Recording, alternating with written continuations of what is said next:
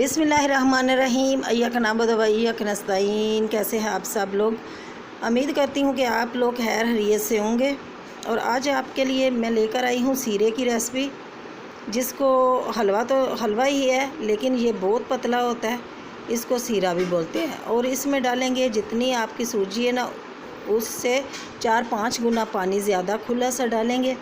और जब पानी गर्म हो जाए तो उसमें डालेंगे चीनी, और चीनी जितनी आपकी सूजी है ना उतनी ही चीनी डाल के इसको 3-4 पानी को उबाल करके इस चाशनी को अलग से रख दें।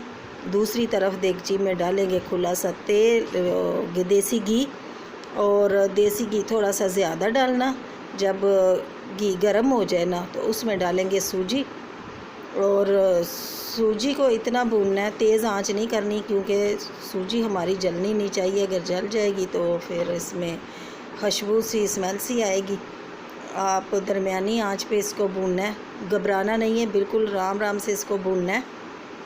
अगर आपको लगे ना कि घी काम में, तो थोड़ा सा और डाल लें और इसको आराम से भूनते रहना जब तक इसकी खुशबू नहीं आ जाती, इसका कलर नहीं चेंज हो जाता, तब तक के लिए इसको भूनना है। ये देखिए इसका कलर भी चेंज हो गया और सूजी हमारी भुन भी गई है।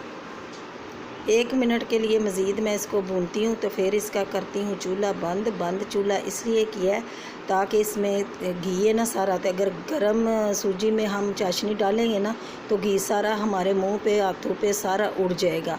इसलिए 1 मिनट के लिए चूल्हा बंद किया है। और उसमें फिर चीनी वाला पानी डालेंगे। उसके बाद फिर चूल्हा ऑन कर देंगे।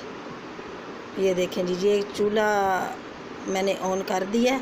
और ये थोड़ा 1 मिनट के लिए थोड़ी सी ठंडी भी हो गई थी तो पानी डाला, छींटे भी नहीं उड़ी और घी भी इसका बाहर नहीं निकला।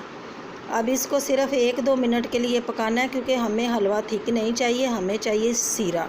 और सीरे को सिर्फ इतना पतला होता है ये, अगर ज़्यादा हम पकाएंगे ना तो ये बन जाएगा हलवा, लेकिन हम बना रहे हैं सीरा। ये जो आपको खांसी वगैरह लगी होती है ना, आप यकीन माने, यकीन से आप, मैं कहती हूँ कि इसको बनाएं पतला सा बिल्कुल, और इसको गरम गरम पिए, देसी घी में ही बनाना।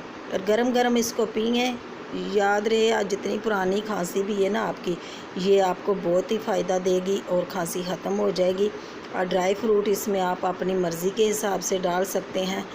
ये मेरी अम्मी ने बताया हुआ था और यकीनन ये बहुत ही फ़ायदेमंद है, मैंने आज़माया हुआ है। आप बनाएं और अल्लाह ताला आपको अपनी हिफ्ज़-ओ-मान में रखें। फिर मिलती हूँ नई वीडियो के साथ, तब तक के लिए अल्लाह हाफ़िज़।